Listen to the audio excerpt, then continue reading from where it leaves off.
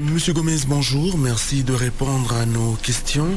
Vous êtes donc maintenant député, voilà pratiquement un an, entre Paris et le pays. Comment vous arrivez à jongler sur cela? Vous avez utilisé un terme qui est exact, vous avez dit jongler. J'essaye de jongler du mieux possible. C'est pas facile parce que c'est vrai que on est avec les députés de Polynésie française et celui de Wallis et Futuna à près de 24 heures d'avion au total de l'Assemblée nationale. Donc c'est une gestion compliquée des emplois du temps parce que les Calédoniens nous ont fait confiance, à Sonia Lagarde et à moi-même, pour aller porter leur parole au sein de l'Assemblée nationale, porter leur parole également auprès de l'État, auprès des ministères, pour défendre les dossiers du pays. Donc il faut que nous accomplissions ce travail du mieux possible. Et puis en même temps, nous avons des responsabilités locales. Moi, je suis élu aujourd'hui à l'Assemblée de la Province Sud et au Congrès. Sonia Lagarde est élue au Conseil municipal de Nouméa. Et là aussi, nous devons, au sein des institutions, défendre les dossiers qui nous tiennent à cœur et faire avancer les valeurs et les convictions qui sont les nôtres. Donc voilà, c'est cet équilibre à trouver entre ces responsabilités. Nous ne sommes pas les seuls dans ce cas-là, en Polynésie aussi, comme je l'ai dit, à Wallis et Futuna aussi. Mais c'est vrai que ça demande une organisation particulière pour essayer d'être digne de la confiance que le peuple calédonien nous a témoigné. On essaye de le faire chaque jour. En tant que député de la deuxième circonscription du pays, est-ce que vous avez eu le temps d'aller voir ces électeurs-là qui vous ont choisi donc, dans la deuxième circonscription? Ah oui, c'est même un engagement que j'avais pris avec Gérard Poadja, mon suppléant, lors des élections législatives. Il ne s'agit pas de faire une campagne puis de revenir 5 ans après, parce que j'en connais quelques-uns, dont ça a été la spécialité au cours des 3 dernières décennies. Et donc, nous, on s'est engagé avec Gérard à ce que tous les trimestres, nous fassions une tournée dans l'ensemble des communes pour aller à la rencontre des habitants et leur rendre compte. Parce que quand on est élu, on s'engage. Et une fois que cette élection est passée, il faut retourner vers celles et ceux qui vous ont fait confiance pour leur dire ce qu'on a fait, pour témoigner de la tenue ou pas des engagements qu'on a pris, pour, en un mot comme en mille, rendre compte du chemin parcouru. Donc c'est ce que nous avons fait avec Gérard pour la 3e fois. Nous sommes allés sur le terrain, nous avons tenu des réunions à Koumak, à Koné, à Poya, à Népouy, à Pointe-Dimier, à Touo, à Ouégoa, à Poum, enfin un peu partout dans la 2e circonscription. À la fois aussi nous sommes allés. Nous avons donc à ce moment-là rencontré tous les Calédoniens qui souhaitaient échanger avec nous, et je dois dire que ça a été pour nous un moment très intéressant, parce qu'on se nourrit dans ces échanges. C'est pas uniquement un député qui vient de rendre compte. Oui, c'est ce qu'on fait avec Gérard. Et en même temps, c'est aussi des élus qui maintiennent le lien avec les habitants pour rester au contact de la réalité et des difficultés quotidiennes de chaque Calédonien et de chaque Calédonien. Mais on n'a pas fait que ça, on a également été à la rencontre des maires, au-delà des appartenances politiques des uns et des autres, parce que qu'on soit maire dans une commune en appartenant au Palika, à l'Union calédonienne ou à Calédonie ensemble, c'est la même chose. On essaye de faire le mieux possible pour les habitants. Et donc nous sommes allés rencontrer les maires de Touo, de Poya, de Pointe-Bout, de Koné, et nous avons eu à chaque fois des échanges longs et très instructifs sur les problématiques majeures que rencontrent aujourd'hui ces communes. Et si en tant que député on peut aider ces communes, bien évidemment, on s'y emploiera. Parler de la 2e circonscription, on pense tout de suite la province Nord et son développement. Même si la 2e circonscription n'est pas seulement la province Nord, il y a aussi une partie du Sud donc qui fait partie donc de la 2e circonscription. Province Nord, l'usine du Nord, première coulée de nickel la semaine dernière. Quel est votre sentiment? Alors, un mot d'abord, vous avez eu raison de dire, la 2e circonscription, c'est toute la Grande Terre, sauf Nouméa. Donc Dambéa, Mondor, Païta font partie de la 2e circonscription. Donc, mais c'est vrai, comme vous le dites souvent, quand on pense 2e circonscription, on pense Nord. Mais ça ne se limite pas qu'au Nord. Sur votre question concernant l'usine du Nord, le premier sentiment, c'est un sentiment de fierté. Un sentiment de fierté immense. Et je pense que beaucoup de Calédoniens ont partagé ce sentiment de fierté. Une usine à nous. Parce que c'est bien le cas. C'est une usine de production métallurgique de 60 000 tonnes, l'équivalent de la SLN, qui aujourd'hui a démarré sa production après une histoire vieille de 40 ans, puisque la première fois qu'on parlait de cette usine du Nord, c'était une 40aine d'années. et pour un chemin qui a commencé au milieu des années 90, dès lors que la SMSP a souhaité développer sa propre usine de production métallurgique. Donc la première chose, c'est un sentiment de fierté. La deuxième chose, c'est une joie immense pour le pays. Pourquoi ? Parce que c'est un élément de notre souveraineté économique. Vous savez, je ne suis pas pour la souveraineté politique pleine et entière, puisque je ne suis pas indépendantiste. Nous sommes pour un pays émancipé, qui se gouverne lui-même, bien sûr, mais qui reste au sein de la République. Mais par contre, il nous paraît important que nous puissions continuer à tracer notre route sur la voie de notre souveraineté économique.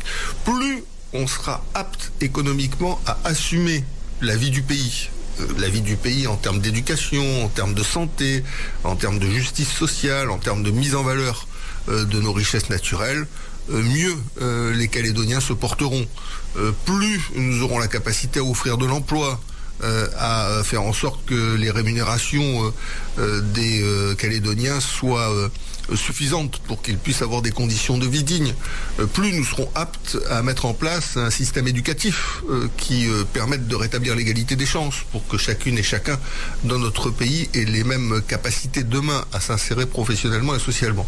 Donc ce pas supplémentaire au travers de l'usine du Nord que nous accomplissons vers notre souveraineté économique et pour Calédonie Ensemble quelque chose de particulièrement utile et particulièrement important. Et puis enfin, quand on pense souveraineté économique et usine du Nord, on pense aussi qu'il est nécessaire de faire un pas majeur dans le contrôle du capital de la SLN. À Calédonie Ensemble, nous soutenons de longue date non seulement l'usine du Nord et les 51% de la province Nord dans cette usine. Je le dis parce que j'ai vu qu'il y avait des convertis de la 25e heure aujourd'hui qui faisaient semblant de ne pas se rappeler qu'ils avaient tout fait pour que l'usine du Nord n'aboutisse pas. À Calédonie Ensemble, on a toujours été des fervents soutiens sincères dans notre démarche pour que ce projet-là aboutisse.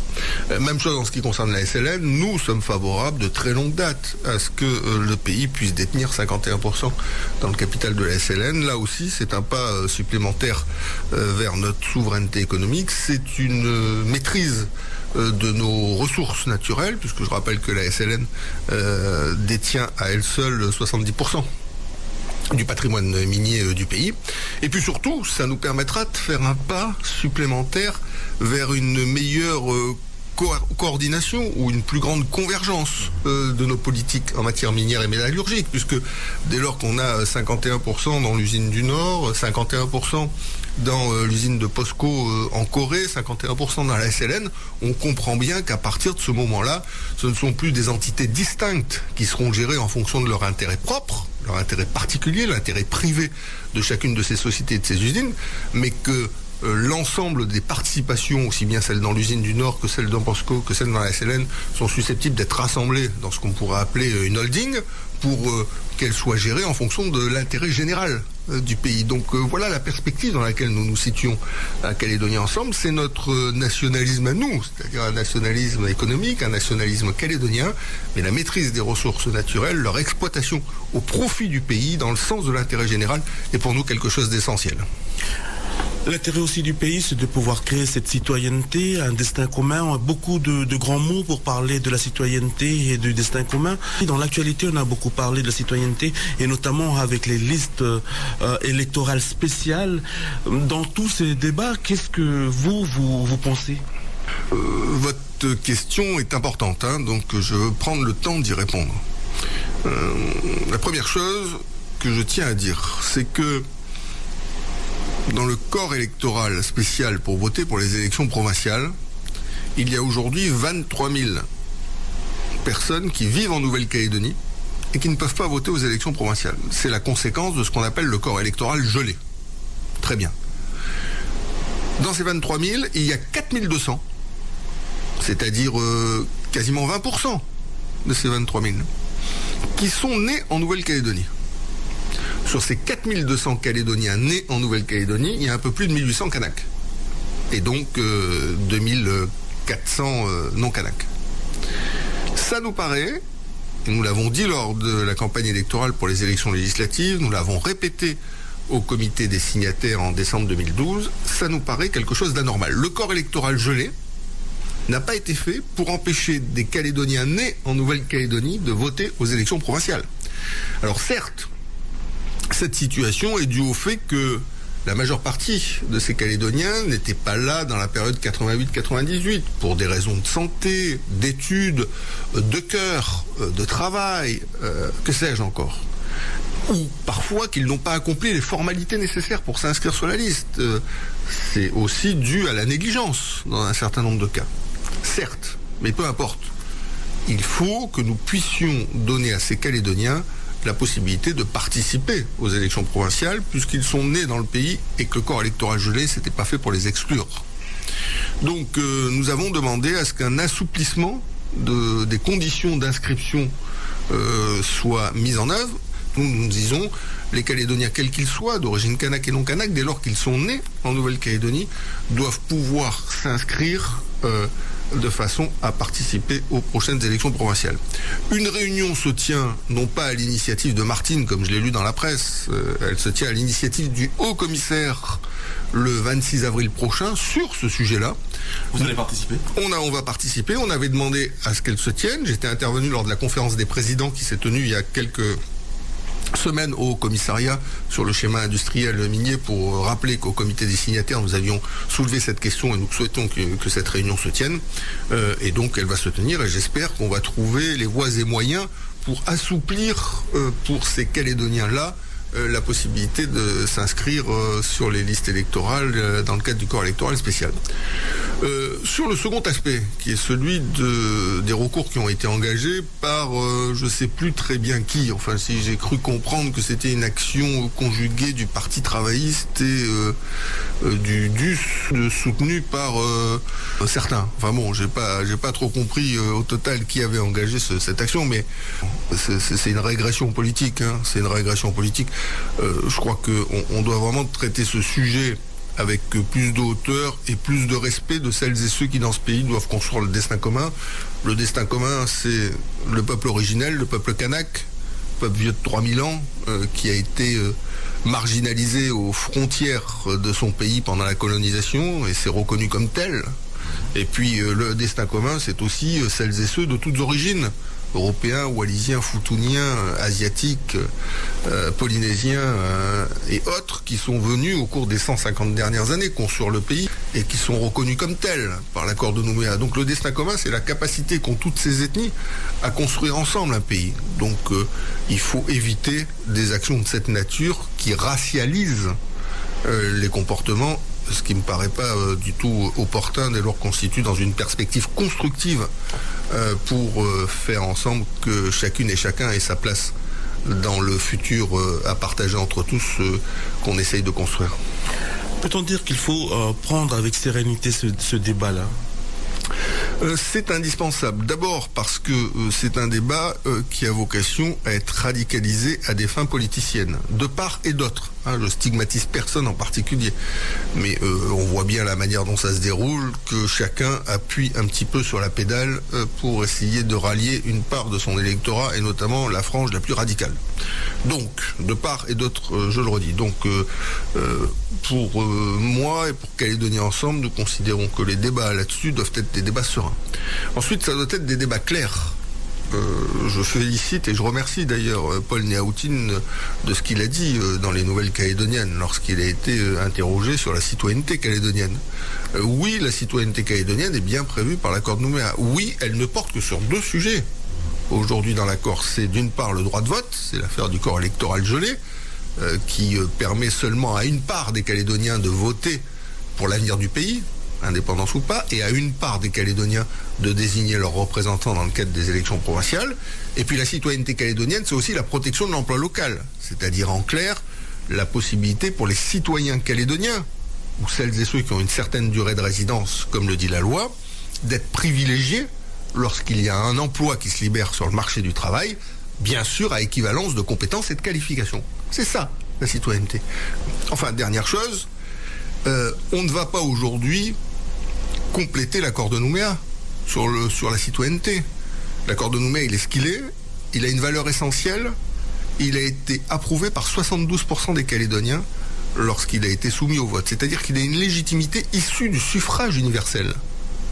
la légitimité qui lui a été conférée par le peuple calédonien dans toute sa diversité. Donc aujourd'hui, on ne rajoute pas des petits bouts d'accord de Nouméa en fonction des opérations politiques des uns ou des autres. Donc nous sommes, nous à Calédonie Ensemble, sur la même ligne que Paul Néautine sur le sujet.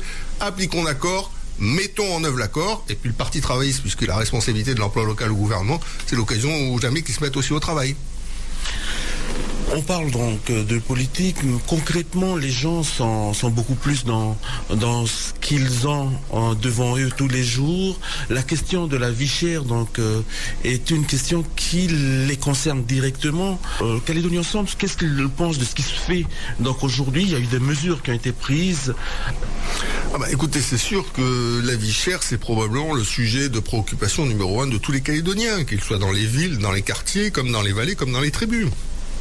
Il est clair que c'est là qu'une grande part des injustices sont ressenties comme telles ou sont vécues comme telles dans notre pays. L'injustice liée à celles et ceux qui n'ont pas d'emploi, qui donc ne peuvent pas accéder à une vie digne dans notre pays. L'injustice liée à ceux qui ont un emploi mais qui ont des revenus tellement modestes qu'ils n'arrivent pas à boucler leur fin de mois.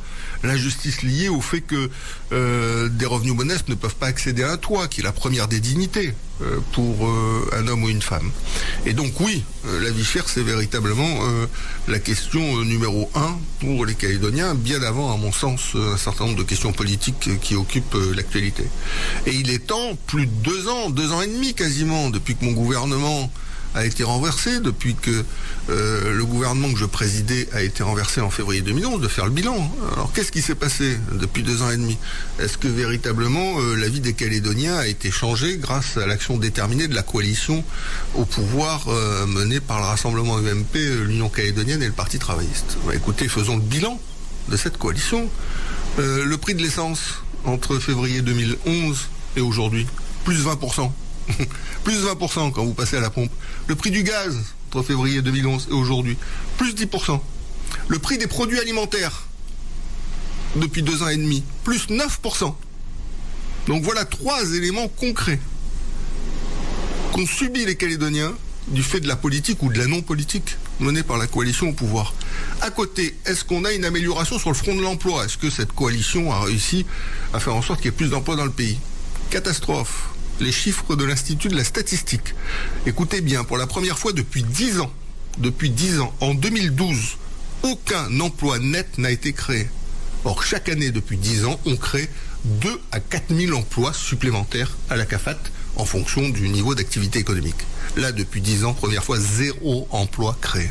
Donc on se dit, bon, sur le front des prix, ça n'a pas été terrible. Les prix ont augmenté de tous les côtés. Sur le front de l'emploi, il n'y a pas d'emploi créé. Peut-être sur le front du pouvoir d'achat. Quand j'assumais la présidence du gouvernement, on avait signé un accord historique avec les syndicats, l'USWANC notamment, et avec les représentants des patrons, la CGPME plus particulièrement, puisque le MEDEF, bien sûr, avait boycotté cet accord. Qu'est-ce que prévoyait cet accord? Le relèvement du salaire minimum de 120 000 à 150 000 francs CFP, et le relèvement des bas salaires de 5%, chaque année pendant 3 ans, pour tous les salaires compris entre 150 000 et 225 000 francs CFP, c'est-à-dire entre un salaire minimum et un salaire minimum et demi. Donc voilà le travail qu'on avait accompli et voilà la revalorisation du pouvoir d'achat qu'on avait effectué lorsque je présidais le gouvernement. Aujourd'hui, les accords de branche qui ont été signés dans tous les secteurs, vous savez la revalorisation des salaires qu'ils prévoient? En moyenne 1%. Vous entendez 1%. On est passé de 5% par an pendant 3 ans à 1%. Tout a augmenté. J'ai cité l'essence, le gaz, les produits alimentaires, j'aurais cité beaucoup d'autres choses. L'emploi, 0 création d'emploi. Et en ce qui concerne le pouvoir d'achat, 1% dans le cadre des accords de branche, là où il y a eu 15% au cours des 3 dernières années. Je rappellerai également que de 2009 à février 2011, j'avais entrepris, même si le temps a été un peu court, puisqu'on a eu un peu moins de 20 mois, un certain nombre de réformes pour améliorer le quotidien des Calédoniens. L'accès à la propriété. J'ai mis en place le prêt à taux zéro. Le prêt à taux zéro qui bénéficie aux classes moyennes calédoniennes qui gagnent entre 200 et 500 000 francs CFP par mois pour devenir propriétaire. C'est un prêt qui peut aller jusqu'à 15 millions de francs CFP. Vous savez qu'aujourd'hui, 400 familles par an bénéficient de ce prêt et peuvent devenir propriétaires grâce à ce prêt. J'avais également réformé l'allocation logement qui permet aux familles calédoniennes qui ont des revenus modestes ou très faibles, même qui n'ont pas de revenus du tout, de pouvoir se loger en bénéficiant d'une aide au logement, l'aide au logement payant le loyer auprès de l'organisme social, la SIC, le FSH ou la SEMTAGLO. Savez-vous qu'aujourd'hui, il y a 4000 familles calédoniennes qui bénéficient d'une aide pour payer leur loyer, une aide qui est d'un montant moyen de 30 000 francs CFP. Donc voilà des mesures concrètes, ce n'étaient pas des discours, c'était des actes qui ont été accomplis dans un domaine qui est le domaine du logement pour permettre aux familles calédoniennes de pouvoir accéder à un toit et donc à une vie qui soit une vie pour les familles et pour les enfants la plus agréable possible. Donc voilà, moi ce que je regrette, c'est que ce gouvernement que je présidais, qui était bien parti, qui je crois avait mené un certain nombre de réformes, même si beaucoup d'autres restaient à mener, ait été au bout du compte renversé pour un gouvernement de coalition dont je viens de rappeler le résultat. Et ce qu'on peut dire quand même, c'est qu'en constatant les chiffres, les choses ne sont pas brillantes. Vous critiquez donc les actions de l'actuel gouvernement. Comment Calédonie Ensemble est aussi dans ce gouvernement?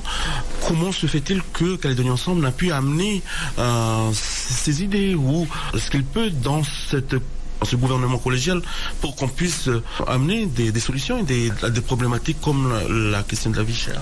Écoutez, je vous remercie de votre question, parce que c'est là qu'est le problème. C'est qu'on a été blacklisté. On a été rejeté, on a été marginalisé, on a été mis à l'écart, on a été écarté de toute responsabilité. En réalité, cette coalition, ça a été une coalition d'exclusion. Rassemblement UMP, Union calédonienne, Parti travailliste, se sont mis ensemble pour nous exclure, pour nous rejeter. Et donc c'est comme ça qu'on s'est retrouvé dans ce gouvernement pour la première fois depuis la signature de l'accord de Nouméa. Je tiens à le dire aux auditeurs, ça ne s'est jamais passé.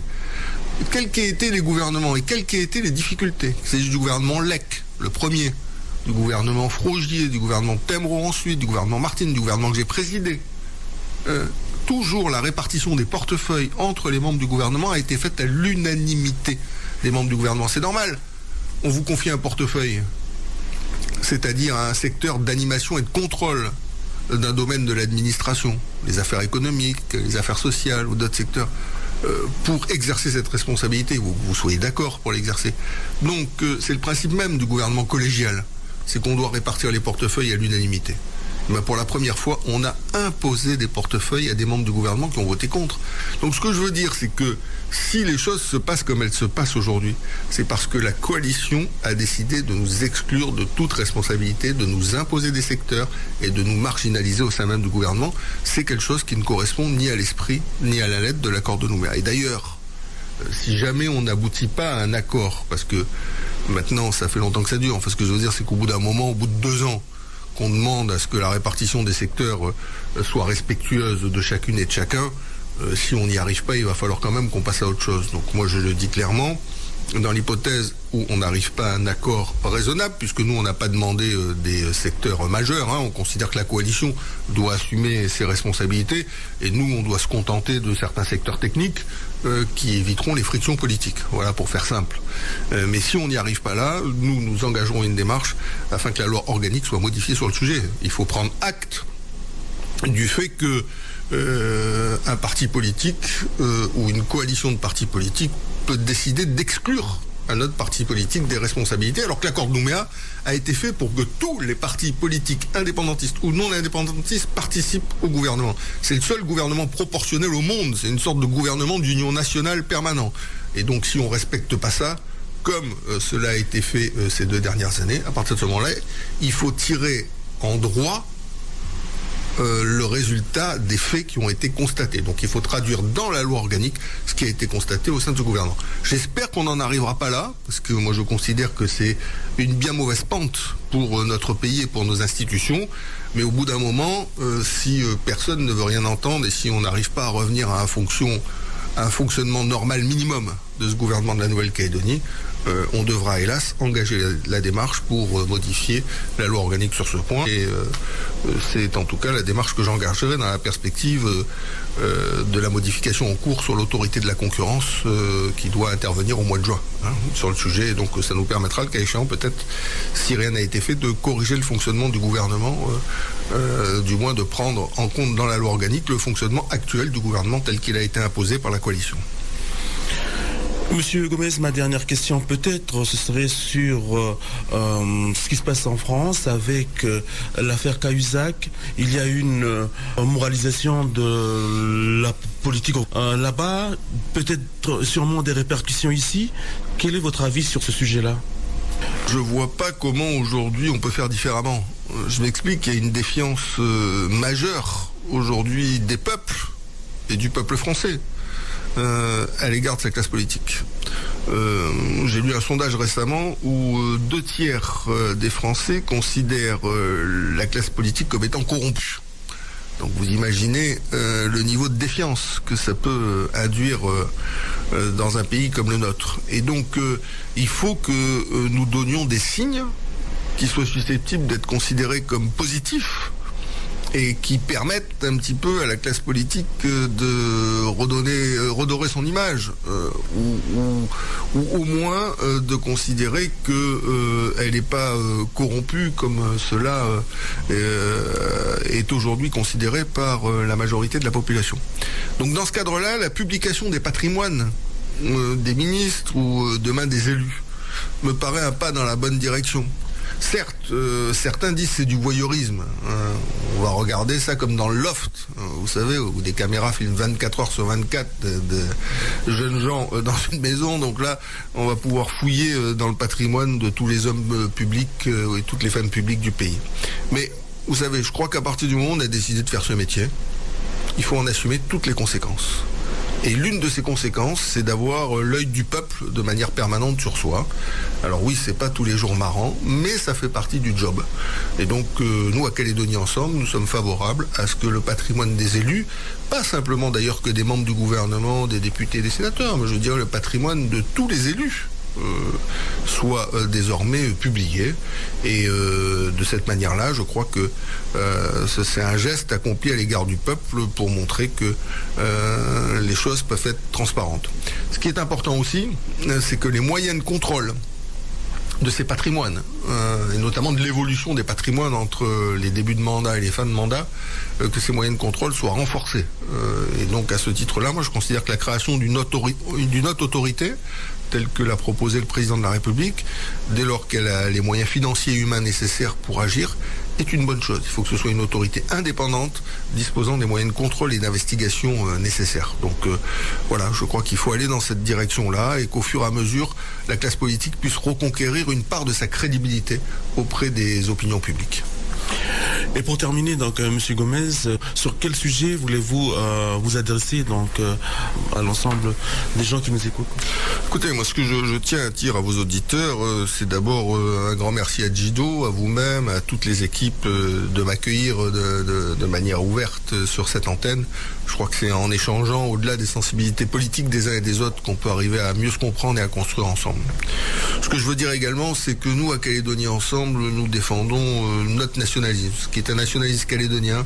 Ce nationalisme, c'est un nationalisme qui doit conduire le pays à se gouverner lui-même. Oui, nous sommes certes français, mais nous sommes des Français à part, avec notre histoire propre, avec nos heurts, avec nos différences, avec nos langues, avec notre rapport au monde.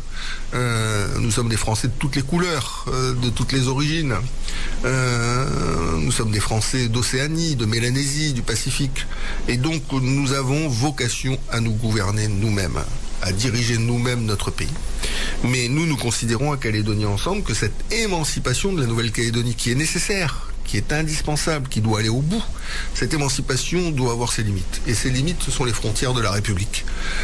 J'ai l'habitude de dire que la République, pour nous, dans notre pays, au XXIe siècle, dans un monde qui est un monde instable, un monde dangereux, un monde où des fous de ci, de là veulent appuyer sur un bouton nucléaire, comme c'est le cas aujourd'hui en Corée du Nord, un monde où d'autres fous intégristes se font sauter avec des ceintures de dynamite sur des places où il y a des femmes et des enfants. Donc dans ce monde-là, la République, c'est une chance pour notre pays. C'est une chance parce que c'est un peu comme le récif autour de notre île. Je crois que ça nous protège. Et puis je crois que la République, elle nous protège aussi d'une part de nous-mêmes. Elle nous protège aussi d'un certain nombre d'entre nous. Imaginons que nous soyons un jour véritablement totalement indépendants, c'est-à-dire que nous ayons une souveraineté pleine et entière, que nous dépendions de personne. Je ne suis pas sûr dans une petite île comme la nôtre, on se connaît les uns et les autres, où assez facilement les liens économiques et politiques se tissent, et où finalement un groupe finit par prendre le contrôle de la totalité de l'île. Et quand on voit comment ça s'est passé dans les îles alentours, on s'est aperçu que quelques années après les indépendances, un groupe a fini par prendre le contrôle de la totalité des économies et des assemblées et des institutions du pays. Donc voilà, je crois qu'il faut réfléchir à ça. L'émancipation est nécessaire, je le dis, je le répète, et nous la portons au fond de nous-mêmes parce que on a une vraie identité, que cette identité elle est plurielle, qu'on doit l'affirmer et qu'on doit se décider par nous-mêmes de notre pays. Et en même temps, faisons en sorte que cette émancipation aille jusqu'aux limites raisonnables, qui est celle de décider de tout, sauf des compétences régaliennes, puisque franchement, en matière de monnaie, de justice, de police, d'armée, nous n'avons pas vocation à les exercer. Est-ce qu'elles sont exercées véritablement au Vanuatu, au Salomon ou ailleurs? Non, c'est d'autres pays qui les exercent pour eux. Donc je crois qu'on doit en rester là en termes d'émancipation. Et puis peut-être que dans 1 ou 2 générations, on ira plus loin. Mais ça ne sera pas notre responsabilité. Ce sera la responsabilité de celles et ceux qui, à ce moment-là, seront en situation de décider pour le pays. Je crois qu'il faudra leur laisser. Donc voilà la vision de Calédonie Ensemble pour notre pays.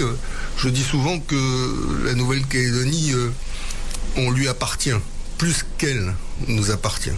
Et je crois qu'il faut respecter ce chemin-là qu'on a vocation à parcourir ensemble. Voilà. Merci beaucoup et merci de m'avoir interrogé. Et un salut amical à tous les auditeurs de Radio Djilo.